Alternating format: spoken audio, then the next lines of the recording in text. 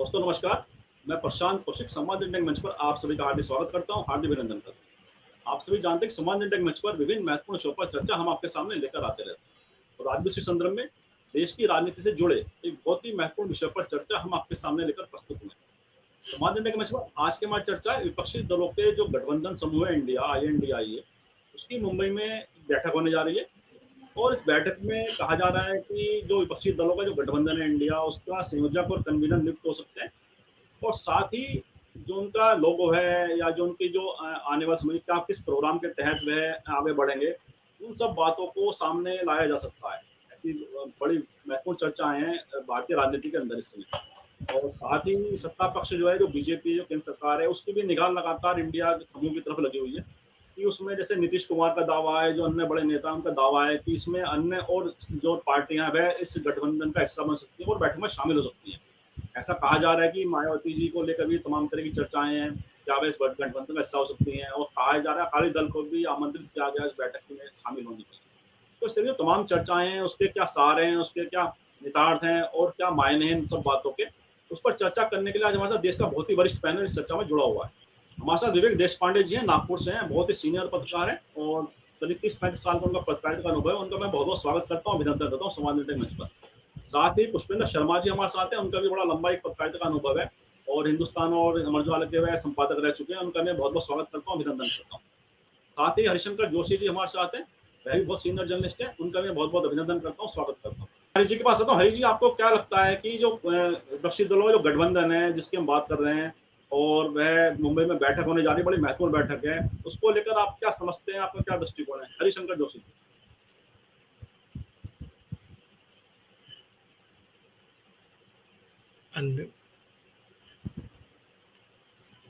आवाज बंद है। मैं अरे भाई साहब माइक खोल लीजिए। मेरा ख्याल पुष्पेंद्र जी जुड़ गए हैं। प्रशांत जी, ऐसा है, मुंबई में ये जो तीसरी बैठक होने जा रही है गठबंधन की, विपक्षी दलों का जो गठबंधन है जिसका नाम INDIA यानी इंडिया दिया गया है, ये बहुत महत्वपूर्ण बैठक है। पहली बैठक पटना में हुई, दूसरी बैठक बेंगलुरु में हुई और ये तीसरी बैठक है।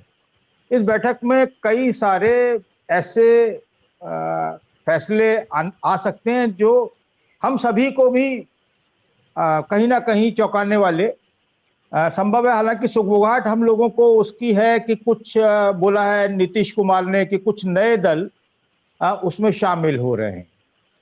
तो नए दल उसमें शामिल हो रहे हैं और वो दल हैं जो अभी NDA में शामिल हैं। तो यानी कि NDA का कुनवा जो है वो वहां से टूटकर, हालांकि उस कुनवे के बारे में विपक्षी दलों ने कहा था कि उनमें से बहुत सारे ऐसे दल हैं जिनके पास एक भी सांसद नहीं है या विधायक नहीं है, लेकिन जो भी है वो आ रहे हैं। इसमें कुछ नॉर्थ ईस्ट के भी महत्वपूर्ण दल हैं जो वहां की राजनीतिक स्थितियों में रखते हैं। दूसरा ये है कि आज शाम को 7 बजे वहां सोनिया गांधी इंडिया के लोगों का अनावरण करने वाली हैं, तो वो आएगा। और साथ में कल जो बैठक होगी और कल जो प्रेस कॉन्फ्रेंस होगी उसमें ये पता चलेगा कि बैठक में क्या तय हुआ है। सबसे अधिक, जैसे कि कल आपके संजय सिंह ने भी कहा था कि मुंबई बैठक में ये तय होना चाहिए कि सीटों का एडजस्टमेंट किस आधार पर होगा, कैसे होगा। और ये कमोबेश अखिलेश ने भी मध्य प्रदेश में रीवा में कुछ मतलब अपने सीट पर प्रत्याशी घोषित कर दिए हैं, जबकि अभी चुनाव की तिथि घोषित नहीं हुई है और कोई एजेंडा फाइनल नहीं हुआ है। तो मैं मानता हूं कि ये 36 घरों का कुनवा है, तो एक घर में 5 सदस्य होते हैं, तो उनमें भी कुछ ना कुछ पावर गेमिंग चलती रहती है और ये सब चलता रहता है। लेकिन ये तय होना जरूरी है ताकि स्थिति स्पष्ट हो जाए और उस स्थिति पर किसी को ये ना रहे कि क्या होगा, मेरा क्या होगा, कल मुझे कितनी सीट मिलेंगी या इन्हें कितनी सीट मिलेंगी, या मुझे, जैसे कुछ लोग अति महत्वाकांक्षी हैं, वो चाहेंगे कि जहां उनका दखल है वहां पर बाकी कोई आए ही ना। तो इस तरह की भी शर्तें देखने को मिल सकती हैं। तो कुल मिलाकर ये बहुत महत्वपूर्ण है कि ये वहां पर सीटों का जो एडजस्टमेंट है वो किस तरीके से इंडिया जो है आपस में बैठकर उसको सुलझाता है, और कौन कितनी दरियादिली और कौन कितनी समझदारी दिखाता है। हालांकि अखिलेश ने सब बार बार कहा है कि सीटों का एडजस्टमेंट हो जाएगा, और जो जिस जगह पर लीड कर रहा है, जिस स्टेट में या जिस क्षेत्र में, और ये बात नीतीश ने भी कही है, वो वहां पर इंडिया के बैनर तले, इंडिया के झंडे तले वो वहां पर लीड करेगा। तो ये, लेकिन अभी इसमें सबसे बड़ा दल कांग्रेस है। कांग्रेस क्या सोचता है, खड़गे जी क्या सोचते हैं, और खड़गे जी के साथ में सोनिया जी और राहुल जी क्या सोचते हैं, ये बड़ा अभी बहुत सारे ऐसे प्रश्न हैं। तीसरी बात शरद को लेकर है, जिस तरह से रहा है। हालांकि शरद पवार, ये बात अभी तक उनका ट्रैक रिकॉर्ड है कि वो भारतीय जनता पार्टी के साथ नहीं गए हैं, लेकिन वो इतने महीन कलाकार हैं राजनीति में, इतने कुशल खिलाड़ी हैं कि वो राजनीति की शतरंज में उनकी चालें कब कहाँ कैसे चलती हैं, ये कुछ कहना मुश्किल है।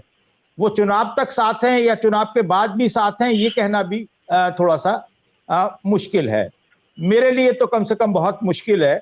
कुछ लोग दावे के साथ बड़ी बड़ी बातें कहते हैं, और उधर उद्धव ठाकरे ने स्पष्ट कर दिया है कि हम हर हाल में वर्तमान सत्ता को हराने के लिए, उसे पदोच्युत करने के लिए हम हर संभव प्रयास करेंगे, और हम में जो मतभेद होंगे उनको हम दूर कर लेंगे। और बड़ी बार बार उन्होंने ये रिपीट किया है। और इधर जिस कमजोर साथी की तरफ बार बार मीडिया और गोदी मीडिया, क्षमा करें मुझे मोदी जी, और वो बार बार जयंत चौधरी के लिए ये अफवाह फैलाता रहा, ये खबरें प्लांट कराता रहा। भाई श्री अमित मालवीय जी, मुझे क्षमा कीजिएगा, कि जयंत चौधरी जो हैं वो भारतीय जनता पार्टी से उनकी डील पूरी हो गई है, उनकी डील पक्की हो गई है, वो अब हमारे पास में, मतलब वो छोड़ने वाले हैं। लेकिन बार बार जयंत चौधरी ने इस बात को ये साबित किया कि जो भी खबरें हैं वो बेबुनियाद हैं और मनगढ़ंत तरीके से मीडिया द्वारा वो प्रायोजित की जा रही हैं या लिखी जा रही हैं, जो भी है। तो जयंत चौधरी ने एक बात बड़ी साफ कही, वो बात पूरे इंडिया गठबंधन के सभी दलों में मुझे वो बहुत अपील करती है। उसने कहा कि मैं बहुत जिद्दी हूं, एक बार जो फैसला कर लेता हूं और वो फैसला कभी उससे पीछे नहीं हटता। और दूसरी बात उन्होंने कहा कि हम किसानों की पार्टी हैं, रोटी और चटनी के साथ में अपना पेट भरते हैं, उससे हमें बहुत संतोष मिलता है, उससे स्वादिष्ट हमें कुछ लगता नहीं है, और हमें कोई बहुत मिष्ठान ऑफर करें तो हम उसके शौकीन हैं नहीं। खा लेते हैं, हर्ज नहीं है, लेकिन हम उसे देखकर ललचाते नहीं है, मिष्ठान से हमें परहेज है। तो उन्होंने बिल्कुल स्थिति स्पष्ट कर दी है। तो एक चीज तो साफ है कि अभी तक के जितने दल उसमें हैं वो सब जा रहे हैं। दूसरा ये भी साफ है कि जितने दल अभी मौजूद हैं उसके अलावा भी कुछ दल वहां पर पहुंचने वाले हैं।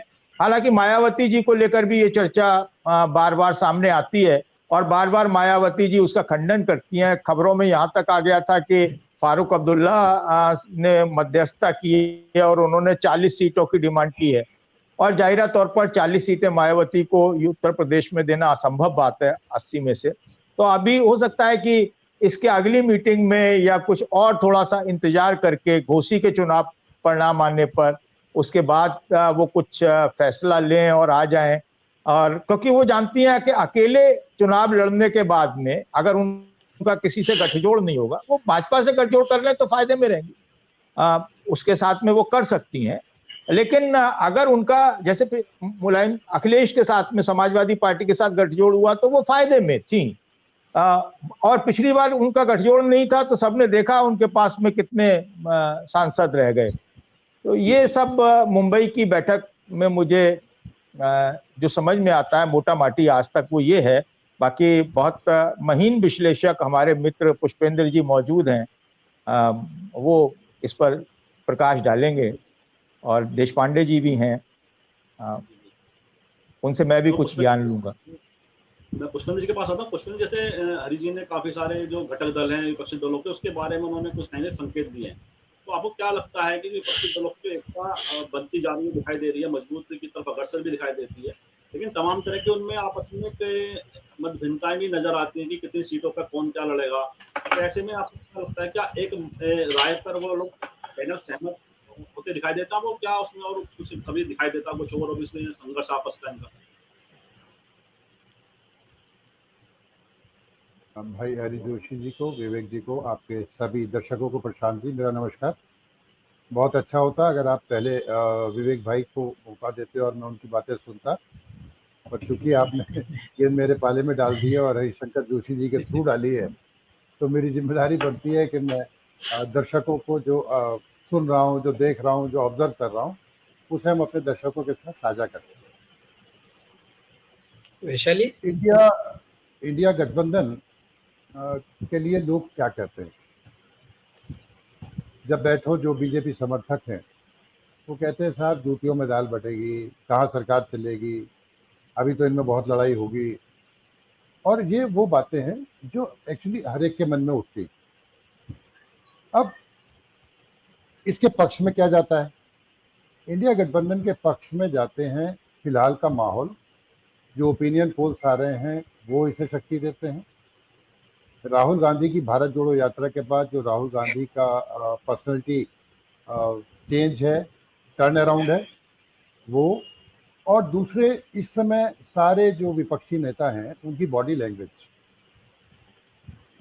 लैंग्वेज इस बात को सपोर्ट करती है कि हम एक जगह होने जा रहे हैं। वो नीतीश ने बड़े प्यार से कल कह दिया कि मुझे तो कोई पद नहीं चाहिए, और अभी तक राहुल गांधी की तरफ से भी यही आ रहा है कि कोई पद नहीं चाहिए। अब यदा कदा देखिए, कभी गहलोत साहब कह दे, कभी कोई कह दे कि राहुल को पीएम बनाइए, तो अरविंद केजरीवाल को पीएम बनने की आवाज़ आज उठने लगी। हो सकता है कल को बंगाल से ममता बनर्जी के लिए भी ऐसी आवाज़ें उठने लगे। बावजूद सारी अच्छी परिस्थितियों के और सारे जो सर्कमस्टांसेस है वो फेवर कर रहे हैं इंडिया गठबंधन को, लेकिन चैलेंज बहुत बड़ा है, चुनौती अभी भी बहुत बड़ी है। एकजुटता को कायम रखना और सीट एडजस्टमेंट, जिसकी बात अभी भाई हरिशंकर जोशी भी कर रहे थे। अब वो सही है कितना गलत है कि मायावती ने 40 सीट मांग ली। अखिलेश बार बार कहते हैं कि भाई कांग्रेस को बहुत त्याग करना होगा, तो इसका क्या आशय है? ममता बनर्जी एक तरह से साफ कहती है कि भाई वहाँ पे मेरे अलावा कोई ना आवे। तो ये सारी चीज़ें कैसे मैच होंगी? एक बात, चलिए किसी तरह समझौते होते जाएंगे, लेकिन जो सबसे बड़ा यक्ष प्रश्न है जो मेरी नज़र में है, एक मतदाता के तौर पे, एक नागरिक के तौर पे, कि जो बरक्स देखा जाएगा तो नरेंद्र मोदी के बरक्स देखा जाएगा। ये तो बहुत अच्छा है कि आप हम कह रहे हैं कि भाई हमारे सभी बनने लायक हैं और बड़े योग्य हैं, लेकिन फिर भी जनता ये जानना चाहेगी वोट देने से पहले कि आखिर उनके सामने चेहरा कौन होगा। और जहाँ तक मैं समझता हूँ ये चेहरा डिसाइड करना ये आसान नहीं है, और अगर ये प्रीपोल होता है तो फिर पहले ही गठबंधन में मुश्किलें खड़ी हो जाएंगी। अब कल के हालात के बाद जिस तरह से नीतीश ने मना किया, तो बार बार चाहे वो टीवी डिबेट्स हों, आपस की डिबेट्स हों, चर्चा हो, तो उसमें खड़गे का नाम आगे आया, मल्लिकार्जुन खड़गे। नो डाउट बड़ी मैच्योरिटी से वो अपना पद संभाल रहे हैं, अपनी एक्सेप्टेंस बढ़ा रहे हैं, और दलित होने के नाते, मैच्योर होने के नाते उनकी स्वीकार्यता हो भी सकती है। हालांकि मुझे नहीं पता कि कल क्या होगा वहाँ पे, जैसा भी भाई जोशी जी बता रहे थे कि शायद कोई फ्लैग तैयार हो गया, एक लोगो भी तैयार हो गया, जो मैंने भी जानकारी हासिल की है। सारी बातें ऐसी हो रही हैं, लेकिन सबसे बड़ा सवाल तो यही है ना हाँ जी, कि अगर आप चुनाव लड़ने जाएंगे, ये एकता होगी नहीं होगी, इसको भी हम एक बात को मान लेते हैं कि सब ठीक ठाक हो गया, सीटों का एडजस्टमेंट भी हो गया, लेकिन आपको इस देश को एक विजन देना होगा, एक रोड मैप देना होगा, और ये बताना होगा कि मोदी के अगेंस्ट कौन, और मोदी से बेहतर हम क्या कर पाएंगे, कैसे कर पाएंगे। क्या ये इसके लिए तैयारी इंडिया गठबंधन की है, या इसके लिए एक और बैठक की इंतजार की जाएगी? दूसरी ओर चर्चा चल रही है कि कहीं चुनाव जल्दी ना करा दें इस समय की सरकार। तो देखिए, अमित शाह और नरेंद्र मोदी उन्होंने भारतीय राजनीति में बहुत सरप्राइजिंग एलिमेंट्स दिए। वो सरप्राइज दे सकते हैं, कभी भी दे सकते हैं। हालांकि जब कल बहस हो रही थी तो जैसे दिसंबर के लिए कहा ममता बनर्जी और नीतीश ने, तो मेरी गट फीलिंग और मेरी ऑब्जर्वेशन और एक्सपीरियंस नहीं कहता कि वो दिसंबर में चुनाव कराना चाहेंगे, क्योंकि उनके लिए फिलहाल कोई बहुत पॉजिटिव चीज़ें नहीं है। तो राम जन्मभूमि के मुद्दे को वो ज़रूर भुनाना चाहेंगे, और जो कि जनवरी में होगा। तो मुझे नहीं लगता कि अगर जल्दी कराएंगे भी तो दिसंबर में कराएं। सरप्राइज वो देते रहे हैं, दे सकते हैं, लेकिन फिर भी मैं दिसंबर के लिए सहमत नहीं हुआ। मैं मानने को तैयार नहीं हूँ कि दिसंबर में चुनाव हो जाए। राज्यों के चुनाव के साथ अगर वो चुनाव कराते हैं, मोदी का फायदा मिलता है कि भाई मोदी का चेहरा सामने आ जाता है, और जो स्टेट्स की इनकम्बेंसी है उस पर वो पार पा लेंगे, मध्य प्रदेश में, खासतौर पर मध्य प्रदेश में। तो ये सारी बातें तर्क वितर्क हैं बहुत सारे, लेकिन इन सारी बातों के बाद भी as a voter I would also like to know कि इंडिया गठबंधन का विजन क्या है। आप इकोनॉमी पे क्या करने वाले हैं, आप एम्प्लॉयमेंट के लिए क्या करने वाले हैं, क्या आप महंगाई को काबू कर पाएंगे, क्या आप जो फॉरेन पॉलिसी है जो भी चल रही अच्छाई या बुराई, क्या उसको कैसे करेंगे। और दूसरी बात, सबसे बड़ी बात, ये चेहरा ना बताने के फायदे ये हैं कि आपकी एकता बनी रहे, पर उसका नुकसान ये है कि मोदी के सामने कौन, जब तक पसंद चूज नहीं हो, मेरे को चूज करने का अधिकार ही नहीं देंगे, तो मैं कैसे अपना फैसला ले पाऊंगा। मुझे लगता है कि ये ऐसे गंभीर सवाल हैं जिनका जवाब इंडिया को देना पड़ेगा, इंडिया गठबंधन को। और अगर वो जवाब संतोषजनक होते हैं, वो रोड मैप अच्छा होता है, वो विजन डॉक्यूमेंट या विजन स्टेटमेंट जो भी आएगा कल की और परसों की बैठक के बाद, मैं भी उसका इंतजार करूंगा कि वो क्या कहते हैं। तो तब पता चलेगा कि लड़ाई के लिए कितने तैयार हैं, और वो भी खास तौर पे उस प्रधानमंत्री नरेंद्र मोदी और अमित शाह की जोड़ी से, जो हर समय चुनाव की सोचते रहते हैं, चुनाव मशीनरी की तरह काम करते हैं, और तरह तरह, मतलब उनके आर्सेनल में, उनके आर्मरी में बहुत हथियार हैं, बहुत सारी चीज़ें हैं। तो उनसे मुकाबला करने के लिए आपको भी बहुत सशक्त बनना होगा और अपना विजन डॉक्यूमेंट दिखाना होगा। जब मोदी आए थे 14 में, तो जिस तरह से वो बातें कहते आए थे, जिन्हें बाद में उन्हीं के साथियों ने जुमला कह दिया, भले ही हो, लेकिन आपको प्रेजेंटेशन तो बढ़िया देनी पड़ेगी, आपको बताना तो बहुत बढ़िया पड़ेगा। तो मैं भी उसकी इंतजार कर रहा हूँ कि वो क्या विजन डॉक्यूमेंट देते हैं, क्या रोड मैप बताते हैं, और किस तरह से किसे पेश करते हैं कि कैंडिडेट के लिए। तो ये एक सवाल है। हो सकता है विवेक भाई भी इस पर लाइट डालें कि कैंडिडेट को डिक्लेयर ना करने से फायदा है कि एकता बनी रहती है, पर अगर नहीं करते हैं डिक्लेयर तो नुकसान क्या होगा। बिल्कुल ठीक है आपने कि चैलेंज है इंडिया समूह के सामने कि वह विजन डॉक्यूमेंट की, जैसे आपने बात की या नेता की बात करी, मैं विवेक जी के पास आता हूँ कि विवेक जी के बड़ा एकदम पूरा ध्यान है पूरी विपक्षी दलों के बड़े के नजदीक से वह देख रहे हैं, और खासतौर से महाराष्ट्र में होने के नाते शरद पवार की जो राजनीति है उसको लेकर भी बड़ा नजदीक से उनका अध्ययन है। तो विवेक जी, मेरा प्रश्न ये है कि जो शरद पवार की राजनीति पे एक से जुड़ा हुआ है कि जो शरद पवार की जो पिछले दिनों की राजनीतिक कार्यशैली रही है, उसमें कई सारी शंकाएं विपक्षी दलों के सामने पैदा करती हैं। तो ऐसे में शरद पवार की राजनीति को आप किस दृष्टिकोण से देखते हैं? वह कितनी विपक्षी दलों के लिए एकता के लिए मजबूत साबित हो रही है, कहीं न कहीं ऐसा साबित हो रही है कि उन्हें कमज़ोर करने की वह एक आपको दिखाई देता है, कुछ ऐसा कमज़ोरी विपक्षी दलों की एकता में दिखाई देती है? और साथ ही साथ विज़न डॉक्यूमेंट की बात कही या एक नेतृत्व की बात की, आपको क्या लगता है इस बैठक के बाद क्या कुछ निकल के आएगा विपक्षी दलों की तरफ से? जी धन्यवाद। आपने मुझे इस प्रोग्राम में बुलाया, और मेरे दोनों मेरे मुझसे पहले जिन्होंने बात की उनकी बातें सुनी। मुझे लगता है उन्होंने बहुत अच्छे से बता ही दिया है जो कुछ भी इस बैठक के बारे में बताया जा सकता था उन्होंने बताया। लेकिन मैं अपनी बात कुछ कहूँगा। जैसे आपने शरद पवार जी का जिक्र किया, मुझे एक बात जो स्पष्ट है, जैसे हरिशंकर जी ने भी कहा है कि शरद पवार कभी बीजेपी के साथ, कम्युनल पार्टी के साथ कभी गए नहीं, ये उनका रिकॉर्ड है। और मुझे नहीं लगता कि अभी अपने इतने लंबे चौड़े करियर के आखिर में वो किसी कम्युनल पार्टी के साथ में जुड़कर अपना स्वार्थ साधेंगे। इस तरह का काम वो नहीं करेंगे।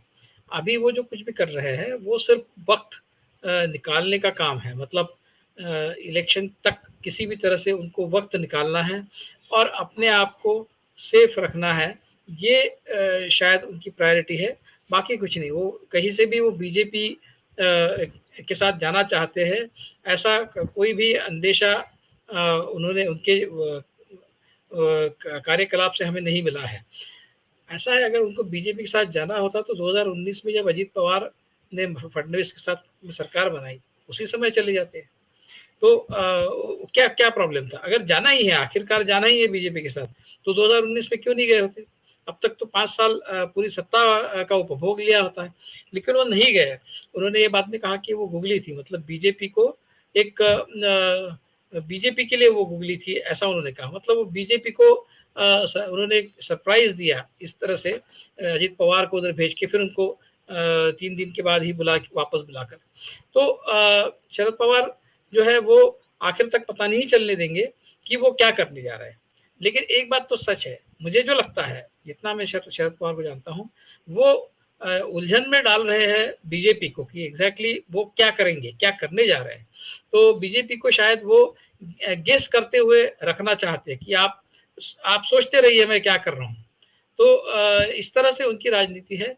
और अंततः मुझे लगता है कि वो और अजित पवार भी जब इलेक्शन के दिन आएंगे, जब कोड ऑफ कंडक्ट लग जाएगा, उसके बाद कुछ रीअलाइनमेंट महाराष्ट्र के फोर्सेस पे हो सकता है। हालांकि एमवीए तो है ही, एमवीए में एनसीपी है, शरद पवार वाला एनसीपी है, फिर कांग्रेस तो है, कांग्रेस में तो अभी कुछ टूट फूट नहीं है, कांग्रेस पूरी जैसी जो कि त्यों है। शिवसेना जो टूटा हुआ शिवसेना है, उद्धव ठाकरे के साथ में ओरिजिनल जो शिवसेना है वो है। तो ये इनका गठबंधन तो है ही, और इनकी ताकत बनी है, इसका सबूत ये है कि अभी भी बंबई का जो म्युनिसिपल कॉरपोरेशन का इलेक्शन है वो अभी भी नहीं लिया जा रहा है। अगर आपने एनसीपी को तोड़ दिया है, आपने शिवसेना को तोड़ दिया है, तो फिर आपके लिए तो बहुत आसान हो जाना चाहिए। नागपुर की म्युनिसिपल कॉरपोरेशन का इलेक्शन भी पिछले जनवरी से, मतलब ये वाला जनवरी नहीं, 2023 का नहीं, 2022 की जनवरी से होने बाकी है। तो आप देख लीजिए, लगभग 2-2 साल से ये, और इसके अलावा और भी करीब 100 के ऊपर, 150 के करीब लोकल सेल्फ गवर्नमेंट बताए जाते हैं जहां पर इलेक्शंस होने बाकी है, उसमें म्युनिसिपल काउंसिल्स है बाकी होंगे। तो ये सारे इलेक्शंस क्यों नहीं लिए जा रहे? क्योंकि कहीं ना कहीं बीजेपी को ये पता है कि पैरों तले से जमीन खिसक गई है, और इस समय अगर इलेक्शन लिए जाते हैं तो उसमें उनका नुकसान है। वरना उनके लिए तो एक अपॉर्चुनिटी है सिद्ध करने की कि वोटर जो है वो उनके साथ में है, तो तुरंत बीएमसी का इलेक्शन लेते, तुरंत नागपुर म्युनिसिपल कॉर्पोरेशन का इलेक्शन ले लेते, तो नहीं ले रहे हैं। तो स्पष्ट है कि इसके इतने टूट फूट के बावजूद, एनसीपी में टूट फूट के बावजूद, और शिवसेना में भी, उसके बावजूद एमवीए की ताकत बनी हुई है, ये बात स्पष्ट है। तो जहां तक शरद पवार का सवाल है, मुझे लगता है वो इस गठबंधन के साथ, इंडिया ग्रुप के साथ बने रहेंगे। और जिस तरह से तैयारी की पूरी मीटिंग्स हो रही है, शरद पवार और फिर नाना पटोले, उद्धव ठाकरे मिल बैठकर इसकी तैयारी में जम के लगे हैं। कहीं ना कहीं अंदर से शरद पवार ने अपने अलायंस पार्टनर्स को मैसेज दिए हैं कि आप चिंता मत कीजिए, मैं जो कुछ भी कर रहा हूँ वो अपने गुट के फायदे के लिए कर रहा हूँ, इतना सिर्फ आप ध्यान में रखिए, ये मत पूछिए कि आप ये क्यों कर रहे हैं। इस तरह का कोई एक एश्योरेंस उन्होंने अपने अलायंस पार्टनर्स को दिया है। हालांकि अलायंस पार्टनर्स बीच बीच में कुछ इस तरह की बातें कहते हैं, वो कहना जरूरी भी है, ऐसा ना हो कि पूरी तरह से बाहर ये बात स्पष्ट हो जाए कि इनका अंदर से तो मिले हुए हैं और सारे चुप बैठे हैं, इसका मतलब शरद पवार जो है वो एमवीए के लिए कुछ कर रहे हैं। तो शरद पवार वातावरण ये बनाना चाहते हैं कि किसी को कुछ ना समझे आखिर तक। तो वो उनकी एक स्टाइल है पॉलिटिक्स की, वो करेंगे। दूसरी में जहां तक इस गठबंधन का सवाल है और तीसरे मीटिंग का सवाल है, हमने देखा है कि प्रोग्रेसिवली पहले, दूसरे और तीसरे ये मीटिंग के दरमियान गठबंधन में सतत प्रगति हुई है। मतलब ऐसा नहीं हुआ कि कहीं पहले मीटिंग में जो हुआ उसके बाद फिर कुछ सेटबैक हुआ, दूसरे मीटिंग में और कुछ प्रॉब्लम्स हो गए, ऐसा नहीं हुआ। हमने देखा है पहले मीटिंग के बाद जब बंगलोर में मीटिंग हुई तो उस समय आखिरी प्रेस कॉन्फ्रेंस से नीतीश कुमार चले गए थे, मेरे ख्याल से लालू जी भी, जो कुछ भी है वो चले गए थे, 2-3 लोग चले गए थे, नीतीश कुमार तो चले ही गए थे। तो उसमें ये था कि अभी कांग्रेस का पलड़ा भारी दिख रहा है, इसलिए नीतीश कुमार थोड़े से नाराज है। इस तरह की बात भी उस समय बिल्कुल सच भी हो सकती है, वो इस तरह की बातें तो रहेगी ही। कोई इतने सारे पार्टियों का अलायंस बनेगा तो कहीं ना कहीं मनमुटाव, थोड़ा बहुत खींचातानी तो होगी, सब अपना अपना स्वार्थ साधने की कोशिश करेंगे, उसमें गलत कुछ भी नहीं है। जितनी ज्यादा सीटें अपने पक्ष में करने की वो कोशिश कर सकते हैं वो करेंगे। तो ये सारी, लेकिन कहीं भी इस तरह के आसार नजर नहीं आए कि गठबंधन आज नहीं कल टूट ही जाएगा, इस तरह की कोई बात अभी तक सामने नहीं आई है। जहां तक कन्वीनर के पद का सवाल है, मुझे लगता है कि वो भी हो जाएगा। बम्बई की मीटिंग में 2 बातें स्पष्ट हो जानी चाहिए। एक तो ये जो पूरा गुट है उसको लीड कौन करेगा, मतलब उसका अध्यक्ष कौन होगा, उसका निमंत्रक कौन होगा, कन्वीनर कौन होगा। ये दोनों पदों पर नियुक्तियां हो जानी चाहिए और फिर बाकी जो नियुक्तियां है वो बाय एंड बाय हो सकती है। दूसरा जैसे पुष्पेंद्र जी ने कहा विजन डॉक्यूमेंट, मैं विजन डॉक्यूमेंट तो है ही, मतलब क्या रोड मैप है आपका वो तो, लेकिन उस विजन डॉक्यूमेंट का एक सबसे महत्वपूर्ण पार्ट ये होना चाहिए कि आपका आइडियोलॉजिकल नैरेटिव क्या रहेगा, क्योंकि ये आइडियोलॉजिकल बैटल है। ये कोई रोजगारी बेरोजगारी और महंगाई वगैरह ये सारे मुद्दे तो हमने हर इलेक्शन में देखे हैं, इस इलेक्शन में भी है और बहुत प्रोमिनेंट है, ये भी बात है। लेकिन किसानों की समस्या, अब कांग्रेस की जब सत्ता थी, जब यूपीए की सरकार थी, तो क्या किसानों की समस्याएं नहीं थी? वो तो है, ये तो लगे रहते हैं, ये सारे मुद्दे तो हमने हर इलेक्शन में देखे हैं। महंगाई, बेरोजगारी कौन से इलेक्शन में नहीं थे? इस इलेक्शन में और इससे पहले वाले मतलब 2014 के पहले के इलेक्शंस में फर्क ये है कि यहाँ पर idea of India at stake है। यहाँ पर भारत की राजनीति का जो दिशा है और जो दशा है, जो पूरी तरह से उलटफेर हो गया है उसमें बीजेपी के 2014 के बाद आने के बाद, उसको फिर से रिसेट करने की, रिजिक करने की जो कवायद है वो करनी है। और वो इसलिए करनी है कि अगर बीजेपी सत्ता में बनी रहती है तो अपोजिशन पार्टीज का कोई फ्यूचर नहीं है। बीजेपी, जहां तक मैं समझता हूँ, वन पार्टी सिस्टम को इस देश में कम्युनिस्ट पार्टी ऑफ चाइना के तर्ज पर एस्टेब्लिश करना चाहती है। इसके लिए संघ के लोग सालों साल चाइना के दौरे भी करते रहे राम माधव के नेतृत्व में, ऐसी मेरी जानकारी है। तो किस तरह से कम्युनिस्ट पार्टी ने बिल्कुल निचले स्तर तक शिकंजा कसा हुआ है सत्ता का, उसका अभ्यास करने ही ये लोग बार बार जाते थे। तो अगर आपको आपका सर्वाइवल का भी सवाल है और भारत की राजनीति की जो दिशा और दशा है उसका भी सवाल है, वो भी आपको तय करना है। क्या आप सेक्युलरिज्म के पक्ष में इस देश को ले जाना चाहते हैं या फिर आप इस देश को हिंदू राष्ट्र बनाने की अनुमति दे सकते हैं? ये मूलतः प्रश्न है। और उसमें कैंपेन में आपको नैरेटिव सेट करना पड़ेगा, नैरेटिव और विजन डॉक्यूमेंट, ये मैं समझता हूँ कि 2 अलग अलग बातें हैं। आपको नैरेटिव सेट करना पड़ेगा, विजन डॉक्यूमेंट में आपके देश के प्रगति के लिए आपकी क्या प्रयोजन रहेगा ये भी आपको बताना होगा, लेकिन नैरेटिव सेट करना होगा और नैरेटिव सेट करने के लिए माहौल बनाना होगा। बीजेपी क्यों जीतती है इलेक्शन? क्योंकि बीजेपी के नैरेटिव सेट है हिंदुत्व, नेशनलिज्म, और उसके पीछे जाता हुआ एक बड़ा तबका उनके पास आज भी है। 2014 में वो सिर्फ 31% थे, 2019 में वो बढ़कर 38% हो गए, तो 6-7% का तो उनके साथ में और जुड़ गए लोग। तो हिंदुत्व का पूरा नैरेटिव चलाते चलाते लोग उनके साथ जुड़ रहे हैं। तो आपको वो जो उनके साथ जुड़े हुए लोग हैं, जो हिंदू तबका उनके साथ जुड़ा है, पर्टिकुलरली बहुजन समाज वाला और शेड्यूल ट्राइब वाला, उसको उनसे आपको लेना है। उसके लिए आपका नैरेटिव आपको गढ़ना पड़ेगा, वो नैरेटिव हिंदुत्व के अगेंस्ट में होगा, ये बात जरूरी है। आप बीटिंग अराउंड द बुश नहीं कर सकते, आपको स्पष्ट तौर पे बताना पड़ेगा कि ये देश हिंदू राष्ट्र नहीं बनेगा, ये देश एक सेकुलर राष्ट्र बना रहेगा, और उसके लिए आपका नैरेटिव आपको बनाना पड़ेगा। वो जब तक नहीं बनता है तब तक बीजेपी का नैरेटिव अपना काम करता रहेगा। मैं ये हमेशा मेरे जो कांग्रेस के मित्र है उनको बताते रहता हूँ कि जब तक आप माहौल नहीं बनाओगे, बीजेपी माहौल बनाती है।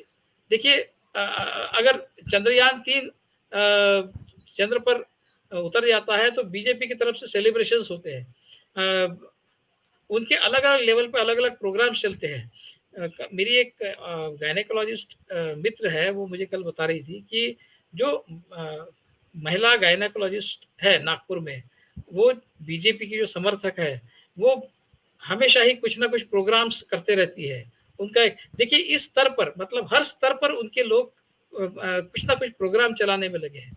तो आपको भी करना पड़ेगा, आपको प्रभात फेरियां निकालनी पड़ेंगी, आपको सूत कताई का प्रोग्राम खुले मैदानों में सर्वधर्म प्रार्थना के साथ जिस तरह से गांधी करते थे, उस तर्ज पर आपको ये करना होगा। आपको गांधी टोपी पहनकर मैं भी गांधी लिखकर उसके ऊपर आपको दुनिया में समाज के सामने जाना होगा।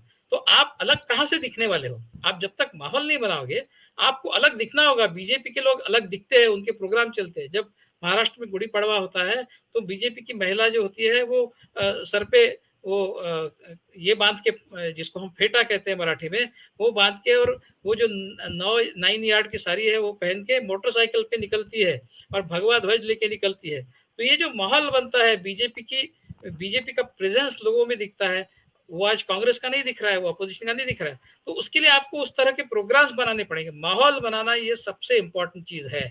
आप माहौल बनाइए, नैरेटिव बनाइए और आपका प्रोग्राम बनाइए, जो विजन डॉक्यूमेंट है वो दीजिए। ये सब आपको करना पड़ेगा। बाकी चीजें, सीटों का बंटवारा वगैरह, वो आप अपने लेवल पे कीजिए। सारों को सर्वाइवल का सवाल है, उसमें कम ज्यादा लोग एडजस्टमेंट कर लेंगे। जहां तक बीएसपी जैसे पार्टी का सवाल है, जो अभी तक आपके साथ नहीं आई है, वो उसको आपको आपके साथ लेना पड़ेगा। मैं बता रहा हूँ आपको, विदर्भ में बीएसपी को हर कॉन्स्टिट्यूंसी में 50,000 से 1 लाख तक वोट मिलते हैं। तो अगर 40 सीटें आप यूपी में नहीं दे सकते, तो यूपी में 20 दीजिए, और बाकी 20 सीटें आप अलग अलग देश के अलग अलग हिस्सों में दीजिए। विदर्भ में 2 सीटें उनको दे दीजिए, जहां पर बीएसपी का कैंडिडेट खड़ा रहेगा एक इंडिया के कैंडिडेट के तौर पर। तो इस तरह से आप बीएसपी को साथ में लेना बहुत जरूरी है, क्योंकि बीएसपी का बहुत बड़ा वोट शेयर है। वो अगर आपके साथ आता है तो आपकी स्थिति बहुत स्ट्रांग हो जाती है।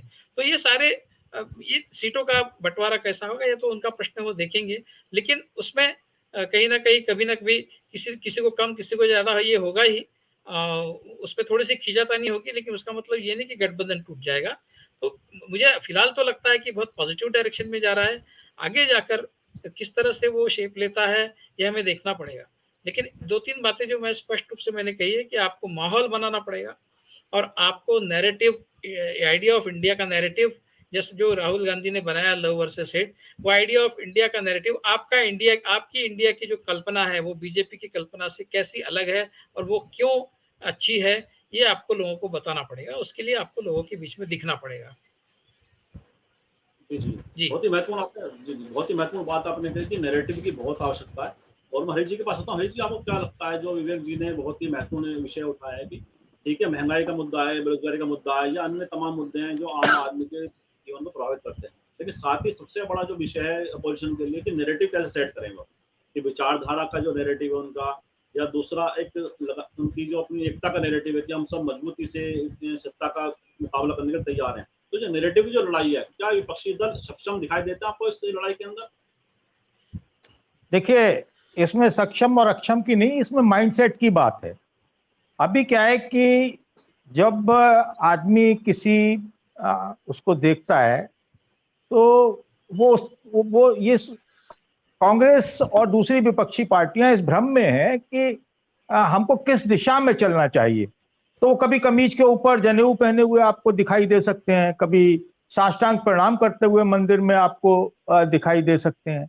ये जो स्थितियां हैं, इसको बिल्कुल स्पष्ट करना होगा कि मंदिर और देश जो है, धर्म और देश जो है, वो दोनों अलग अलग चीज है। ये नैरेटिव बिल्कुल स्पष्ट करना होगा कि अगर आप सबसे पहले अगर आपको इस देश में नागरिक बनाने होंगे, भारतीय बनाने होंगे। हमने क्या किया है, हमने भारतीय जनता पार्टी ने, आडवाणी जी रथ लेकर निकले और उन्होंने राम के नाम पर, राम एक बहुत बड़ी आस्था है इस देश में, ये बात सही है, आप उस पर प्रहार मत कीजिए। जो जिसकी आस्था है वो उसकी आस्था है। मैं अगर 1 घंटा पूजा पाठ करता हूं तो वो मेरी आस्था है अपनी। लेकिन जहां प्रश्न देश का होगा, गांधी जी ने क्या किया, गांधी जी भाई वो नियमित रूप से वंदना, पूजा अर्चना किया करते थे, वो ज्यादा बड़े आस्तिक थे। और उसके बाद लेकिन जब दंगा हुआ तो वो उसका सोचिए, नोआखली में जाकर बैठ गया वो आदमी। स्वतंत्रता संग्राम के समारोह में शामिल होने के लिए नहीं आया। आप उसको किसी भी तरीके से करिए। तो ये आपको दिखाना होगा। पहले कांग्रेस के पास क्या था, देशमुख जी ने बहुत अच्छी बात कही, उनके पास एक संगठन था, उसका नाम था सेवा दल, कांग्रेस सेवा दल। कांग्रेस सेवा दल जो है वो बहुत स्ट्रांग संगठन था, और उसकी बात ऊपर तक ज्यादा, मतलब जो जिला के पदाधिकारी या स्टेट के जो मेन स्ट्रीम वाली पार्टी के पदाधिकारी हुआ करते थे, नेता हुआ करते थे, उनसे ऊपर उनकी बात सुनी जाती थी। अब लेकिन क्या है कि कांग्रेस के बाद, जब से नरसिंह राव युग शुरू हुआ कांग्रेस का, उसके बाद से कांग्रेस एक तो उत्तर भारत से साफ हुई, और दूसरा उसने सेल्फ गोल किए, तीसरा उसका संगठन जो है वो समाप्त हो गया। सेवा दल जैसा संगठन अब बहुत दारुण अवस्था में वेंटिलेटर पर है। वो ऐसे उसको वो जो है टोपी पहनकर या जो भी पहनकर, साफा पहनकर, टोपी पहनकर, वो जो प्रभात फेरियां निकलेंगी, जिस तरह पद संचलन, देखिए संघ ने क्या किया है कि वो कोई कार्यक्रम करते हैं तो ऐसा नहीं है उनके पास पैसे, आज की तारीख में सबसे मालदार पार्टी है, उनके पास जितना पैसा है वो सबके पास मिलाकर भी नहीं हो सकता। तो वो लेकिन क्या करते हैं, संघ का एक वो है कि अगर कोई कार्यक्रम होता है संघ का, तो वो उनके कार्यकर्ता जो हर मोहल्ले में और क्षेत्र में है, वो हर घर में जाकर एक लिफाफा दे आते हैं कि कल हमारा कार्यक्रम है, 4 रोटियां आप इसमें से रख दीजिएगा। तो वो हर घर से, उसका कारण है कि वो 4 रोटियां जो हैं उस घर का जुड़ाव है, वो मतलब भावनात्मक तरीके से उन्होंने सालों तपस्या करके ये उपलब्धि हासिल की है। हम उसकी आइडियोलॉजी पर बात कर सकते हैं कि आइडियोलॉजी उनकी अच्छी है या नहीं है, लेकिन हम ये नहीं कह सकते उनके कि वो, हम कह सकते हैं कि वो कम्युनल है, मैं कह सकता हूं कि वो कम्युनल है, लेकिन मैं ये नहीं कह सकता कि उन्होंने इस देश के लिए मतलब कुछ काम जो उन्होंने अपने संगठन के लिए किए हैं, लोगों को जोड़ने के लिए किए हैं। भाजपा की जो बोन है, बैकबोन है, भाजपा की जो ताकत है, वो भाजपा का पन्ना प्रमुख नहीं है, वो पन्ना प्रमुख भी संघ की शाखा से ही आता है। ये बात उन्होंने इस संगठन को किस तरीके से सींचा है, पाला पोसा है, ये बात उनसे सीखनी चाहिए।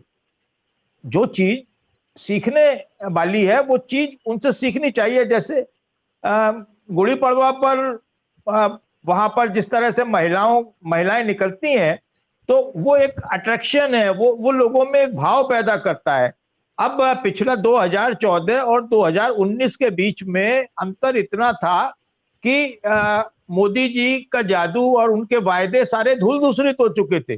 15 लाख रुपए दूंगा, हर व्यक्ति के अकाउंट में आएंगे, और लेकिन एक पुलवामा ने ऐसा स्वाभिमान और राष्ट्रभक्ति का जागरण किया, जो उसकी यूएसपी है, जो उनका सेलिंग पॉइंट है, वो उनको मिल गया है ना, वो उनको मिल गया, या वो उन्होंने घड़ा, वो जो भी है वो उन्होंने उस पर वो कितना उनका विचार मंथन चल रहा होगा। और उसके बाद 2019 उन्होंने पलट दिया। 2014 से ज्यादा बड़ी सफलता 2019 की है। लेकिन अभी क्या है कि कोई भी जहाज ऐसा नहीं है जो उड़े, ये ना कोई परिंदा है कि जो उड़े और वो लैंड ना करे। परिंदा आसमान में कितनी ऊंचाई पर चला जाए, लेकिन उसे धरती पर एक बार उतरना होता है। उसकी लैंडिंग जो है किसी पेड़ की शाख पर ही होती है या वो धरती पर ही होती है। ये बात मोदी जी और अमित शाह जी भी जानते हैं कि वो मतलब हैं, और उन्हें अपनी स्थिति मालूम है कि वो उनकी स्थिति आम आदमी के बीच में क्या है। आम आदमी महंगाई से त्रस्त है, बुरी तरह त्रस्त है, बेरोजगारी बहुत बुरी है, लेकिन उसके बाद भी लोग जो हैं वो इस सवाल पर आकर, जो पुष्पेंद्र जी कह रहे थे कि उनके सामने चेहरा कौन होगा, मोदी नहीं तो कौन, ये नैरेटिव उनका सेट किया हुआ है। उसके लिए उनके पास बहुत ताकत है, उनका आईटी सेंटर है, उनका संगठन है, उनके घर घर में, उनके हर शाखा में, बौद्धिक में ये बात घड़ी जाती है कि ये नहीं तो फिर कौन। तो ये जो है ये एक नैरेटिव है, और वो चाहते ये हैं कि किसी तरीके से इस हालांकि पहले तो बहुत ज्यादा चाहते थे, अब वो उस बात में भी उतने कंफर्टेबल नहीं है कि राहुल गांधी का नाम उनके सामने प्रपोज हो जाए। और दूसरी बात यह है कि राहुल गांधी भी इस मामले में थोड़े जिद्दी किस्म के हैं। जब कांग्रेस के अध्यक्ष पद से उन्होंने वो हटे और उनको द्वारा अध्यक्ष बनाए जाने की बहुत खुशामदें हुई, यहां तक कि खबरें ये हैं कि सोनिया जी ने भी उससे कहा, तो लेकिन उन्होंने बहुत स्पष्ट तरीके से, दृढ़ता के साथ में मना कर दिया वो आदमी वो उसका कुछ भी कहिए, वो बहुत उसमें दृढ़ता बहुत है उस आदमी। ये उसकी वो जहां पर इंटरेक्शन के लिए जाते हैं, जहां पर वो लेक्चर देने के लिए जाते हैं, जहां वो 1 to 1 बात करते हैं, या जहां वो एक छोटी गैदरिंग में बात करते हैं, वहां वो बहुत प्रभावशाली हैं। वहां पर मतलब उनके सामने देश का जो सर्वोच्च पद पर आसीन नेता है वो कहीं टिकता नहीं है जब आप उन्हें देखते हैं बोलते हुए। लेकिन उनकी दूसरी यूएसपी है, वो जब जाते हैं तो 50 लोग विदेश में मोदी मोदी मोदी मोदी, वो एक नैरेटिव है, एक भौकाल मचाया जाता है, एक परसेप्शन फैलाया जाता है। अब भी ये जो सवाल है कि चेहरा कौन होगा, तो मनमोहन सिंह क्या यूपीए का चेहरा थे? मनमोहन सिंह का जो कार्यकाल है, आज भी पूरी दुनिया उसको सर्वोत्तम प्रधानमंत्री के कार्यकालों में से एक गिनती है। उनका कार्यकाल को के एग्जाम्पल सेट किए जाते हैं। उन्होंने देश को जिस तरह से उस दौरान उन्होंने झंझटों से निकाला, और दुनिया में आप देखिए उस वक्त क्रूड ऑयल का भाव क्या था जब मनमोहन सिंह थे, और आज क्रूड ऑयल का क्या भाव है। लेकिन उसके बाद भी उन्होंने एक तरफ जो जनता के सरोकार हैं, आम आदमी की जरूरत है ना, उसको रिलीफ देने की बात है, वो चालू रखा, और दूसरी तरफ इकोनॉमी को भी वो धीरे धीरे लेकर आगे बढ़े। उन्होंने दोनों चीजों के बीच में संतुलन कायम किया। तो ये मनमोहन सिंह एक सफल प्रधानमंत्री थे, भले ही आप उन्हें कहें गूंगा, उन्हें कहें कि नौकर, उन्हें कहें कि इटालियन लेडी का नौकर, आप उनके लिए कुछ भी कह सकते हैं, लेकिन वो उस आदमी की उसने कभी ऐसे ब्लंडर नहीं किए कि आज नोटबंदी कर दी मैंने, 2000 का नोट बंद कर दिया, 1000 का बंद कर दिया, 500 का बंद कर दिया, कब क्या बंद कर दिया, कब क्या खोल दिया, फिर बंद कर दिया, फिर चालू कर दिया, ये सब है, ये सब अलग बात है। और दूसरा ये है कि मोदी जी एक्सपोज हो चुके हैं, आम आदमी की नजर में भी एक्सपोज हो चुके हैं। अब आप कहेंगे कि साहब फिर ये शोर कैसा मचता है, मैं 2 मिनट और देशमुख जी लूंगा। ये शोर कैसा मचता है? ये शोर ऐसा है कि ये भौकाल है। ये 1 घंटे के अंदर गणेश जी को पूरी दुनिया में दूध पिला सकते हैं। इनके पास में जो ताकत है, उस ताकत का मुकाबला आज की तारीख में कोई नहीं कर सकता। वो ताकत का मुकाबला मतलब सारे लोग मिलकर वो भी नहीं कर सकते, उस ताकत का मुकाबला कि वो 1 घंटे के अंदर पूरी दुनिया में गणेश जी को दूध पिला दें। वो कोई भी अफवाह को यहां से शुरू करें और कन्याकुमारी तक पहुंचा दें। ये उनको महारत हासिल है। और देखिए, अभी एक चीज और है कि अब सेट हो चुके हैं। भक्त जो होते हैं, वो भक्त वही होता है जो अंध हो। जो अंध का मतलब है कि जो अपनी तर्क वितर्क, ज्ञान विज्ञान को ताक पर रख दे। और जो देशमुख जी कह रहे हैं, मैं उनकी बात को अक्षर से सत्य मानूं, उस पर मैं अपना वैचारिक शून्य हो जाऊं, तो मैं देशमुख जी का भक्त हुआ। और भक्त हमेशा अंध भक्त होता है, अगर वो अंध नहीं होगा तो वो भक्त भी नहीं होगा। ये बात भी आप तय मान लीजिए। तो एक तरफ, और भक्त सबके हैं, राहुल गांधी के भी भक्त हैं, मोदी जी के भी भक्त हैं। संख्या में अंतर हो सकता है, कम ज्यादा हो सकते हैं, बराबर हो सकते हैं, 40 60 30 70 कुछ भी हो सकता है रेशो, आप जो भी सोचें। लेकिन ये इनको आप इधर से उधर नहीं कर सकते। आप उस वोट को कांग्रेस में, इंडिया में शिफ्ट नहीं कर सकते। आप इंडिया का जो वोट है उसे भी बीजेपी में शिफ्ट नहीं कर सकते। तो जीत हार का जो निर्णय होता है वो एक फ्लोटिंग वोट है। वो 7%, 9%, 11%, जितना भी आप उसका आकलन करें, वो जो वोट है, वो जब इधर से उधर शिफ्ट होता है, उसके वो होता है, तब ये सरकार जो है वो जाती है, तब सत्ता जाती है लोकतंत्र में। और अब आपको ये समझना चाहिए कि अगर 24 में ये सत्ता विराजमान रही, जिसको सबने समझ लिया है, तो आप फिर उसके बाद जो मंजर आज देख रहे हैं, ये तो ट्रेलर भर है। जी जी जी जी जी जी। बहुत सारे विषयों को आपने इसमें रेखांकित किया अपने वक्तव्य में। मैं पुष्पेंद्र जी के पास आता हूँ। पुष्पेंद्र जी, आपको क्या लगता है जो मुद्दों की बात हुई है और परसेप्शन की बात हुई है, साथ ही विपक्षी दलों की एकता है, क्या वह बीजेपी को बेचैन कर रही है? अगर हम मुद्दों की इसमें साथ में जोड़ते हैं, महंगाई की बात करते हैं, जैसे कि जो राजस्थान में सरकार है कांग्रेस की, उन्होंने 500 रुपये का सिलेंडर वहाँ दे रहे हैं, महंगाई राहत कैंप लगा रहे हैं। जो अन्य प्रदेश हैं जिसमें विपक्षी दलों की सरकार है, खासतौर से कांग्रेस की, वह ऐसी कुछ राहत दे रही है वहाँ के मतदाताओं को जो विपक्षी बीजेपी के लिए चिंता का सबब है। और हम देखें कल 200 रुपये सिलेंडर पे एकदम तत्काल रूप से घटा दिए गए। तो विपक्षी दलों की चुनौती जो बड़ी होती जा रही है दिन प्रतिदिन, वह बीजेपी को समझ में आ रही है, उसकी वो चिंता कहीं ना कहीं लगने लगी है। इसी का परिणाम था कि जो सिलेंडर पे 200 रुपये घटे, और आने वाले समय में जैसे हरिशंकर जी ने भी कहा कि चुनौती कहीं ना कहीं उन्हें दिखाई देने लगी है विपक्षी दलों की एकता के द्वारा। क्या लगता है आपको? भाई हरिशंकर जी तो आज बहुत अच्छे से बोले और शायद थोड़ा भावावेश में आ गए थे, और उन्होंने कहा कि पुलवामा घड़ा गया और सारी बातें, वो थोड़ी बातों में मैं इत्तेफाक नहीं रखता भाई की। और भाई ने जो संघ के बारे में व्याख्या की वो बहुत अच्छी थी कि कैसे उन्होंने जड़ें जमाई। और दूसरा जो इन्होंने असली बात कही वो ये कही कि निर्धारण कौन करेगा, हार जीत का निर्णय वो करेगा जो फ्लोटिंग वोटर है, जो इधर से उधर जाता है, जो ओपिनियन पोल में हम देख रहे हैं कभी वो बढ़ रहे हैं कभी घट रहे हैं। अब उसको वो मेंटेन कैसे कर पाएंगे, ये सवाल आएगा।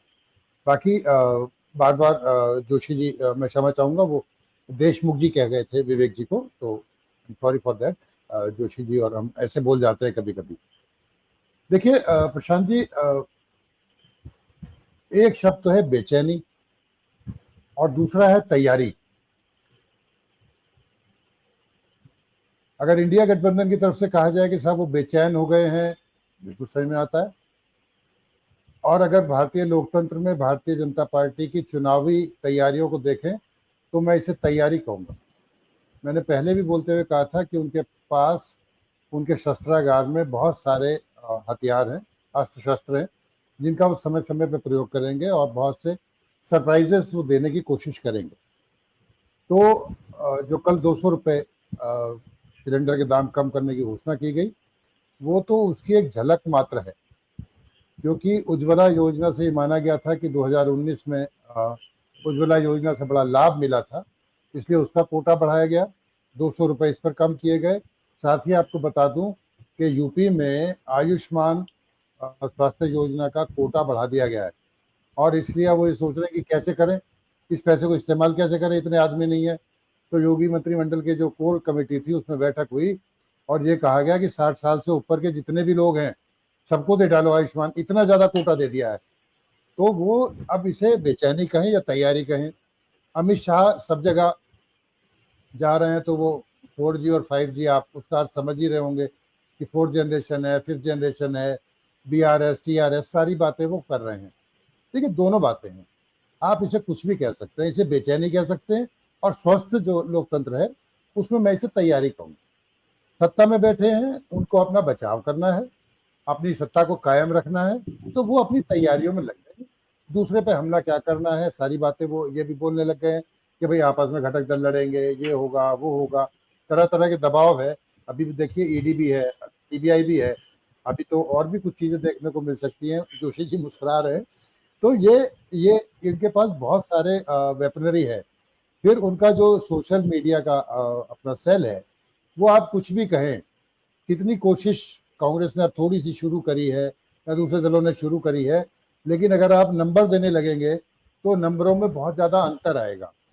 वो कन्याकुमारी तक ऐसे ही नहीं पहुंच जाते, पहले संघ के थ्रू पहुंचते थे, और अब कश्मीर से कन्याकुमारी तक किसी भी एक अफवाह को, किसी भी एक घटना को किसी भी तरह से पहुंचा सकते हैं, और यहीं से नैरेटिव बनते हैं और इससे माहौल बनता है। ये दुर्भाग्य है कि अब मेन स्ट्रीम मीडिया पे इतना भरोसा ना करके आदमी ऐसे मीडिया पे भरोसा कर रहा है, और उसमें जांच परख का भी मौका नहीं होता। एक बार विचार उसके दिल पे चला गया तो सोसाइटी में चला गया, तो सोसाइटी वालों ने बैठक करी, अरे भाई यही सच है, तो वो उसे अंतिम सत्य मानने लगे, और उसमें वो अभी बहुत आगे हैं। ये मैं दोबारा दोहरा रहा हूँ बात को कि उनकी जो मीडिया सेल है, IT सेल है, वो अभी भी बहुत आगे है। तो बहुत सी लड़ाई बाकी है, बहुत लड़ाई लड़नी है। और सबसे बड़ी बात, जैसा कि विवेक जी ने भी कहा और हरि जोशी भाई ने भी कहा, जो माहौल है ना, वो ये फ्लोटिंग वोटर्स को माहौल ही बदलता है। ये माहौल ही है जो जिसकी बात कर रहे थे जोशी जी, कि अंतर तो वही डालते हैं तो ये माहौल ही क्रिएट करना है, जैसा कि विवेक जी ने भी कहा कि आपको माहौल बनाना पड़ेगा। माहौल बनाने के लिए पूरे जो इवेंट, जिस तरह से वो इवेंट मैनेजमेंट करते हैं, आपको इवेंट्स करने पड़ेंगे और लोगों को जोड़ना पड़ेगा।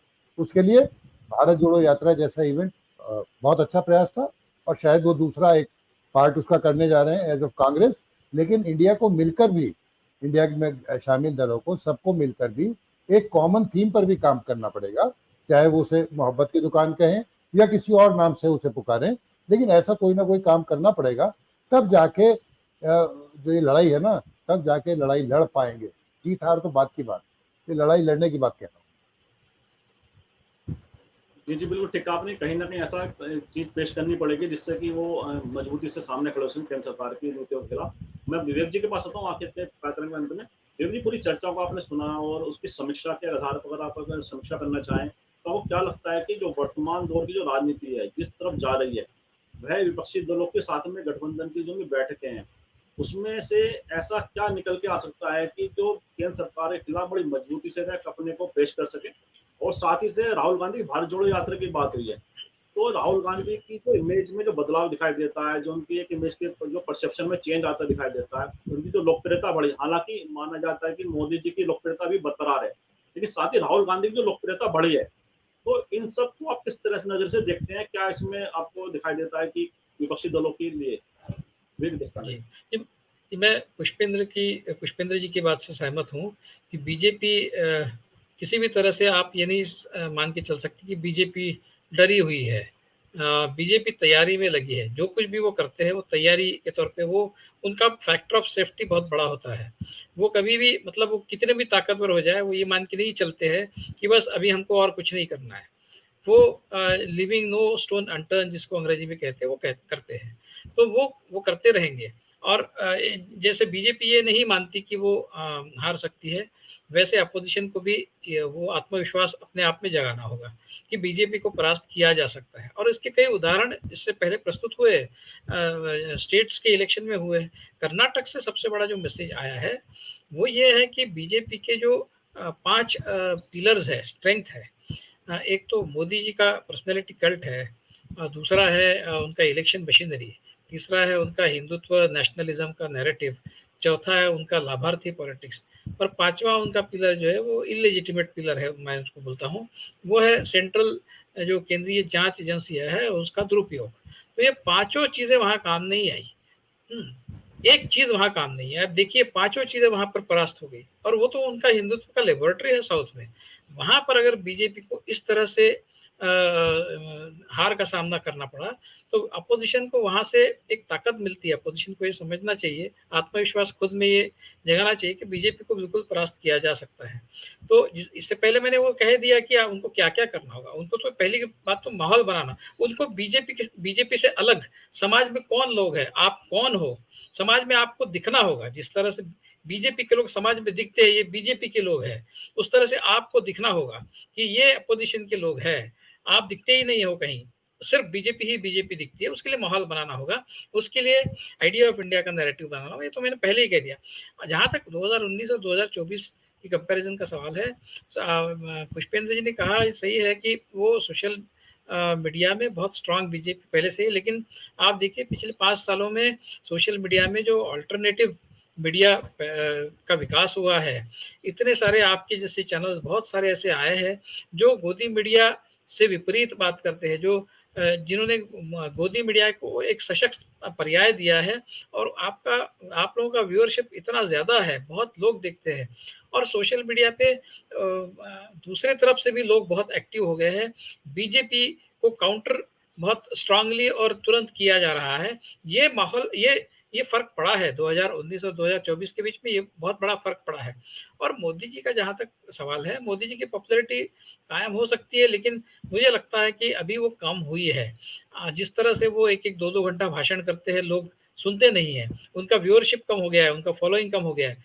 ऐसा बताया जाता है कि इसरो में जब वो टेलीकास्ट हो रहा था, तो जैसे ही मोदी जी वहाँ पर उन्होंने वो स्क्रीन शेयर किया, आधे स्क्रीन पर वो लैंडिंग दिखाया जा रहा था, आधे स्क्रीन पर मोदी जी झंडा हिलाते हुए खड़े थे।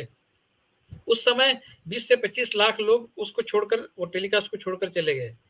ऐसा ऐसा ऐसा बताया जाता है। तो ये जो मोदी जी का भी एक क्या कहते हैं उसको, वर्न आउट इफेक्ट हो गया है, वियरिंग आउट हो गया है उनके पॉपुलैरिटी का, वो भी ध्यान में रखना पड़ेगा।